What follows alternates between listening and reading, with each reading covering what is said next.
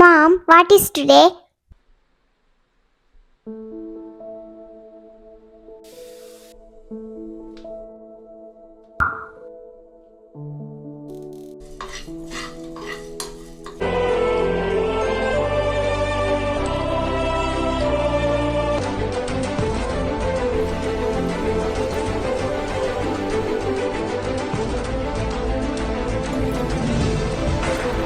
இது ஆம்பூர் ஸ்டைல் பாய் வீட்டு பிரியாணி தானே?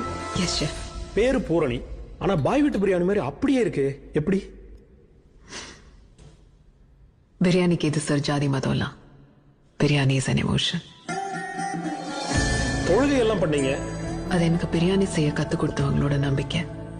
பிரியாணியில் இருக்கிற அந்த டேஸ்ட் ப்ரேயர் வழியாக தான் வருதுன்னு அவங்க நம்புறாங்க. அதை தான் நான் ஃபாலோ பண்ணேன்.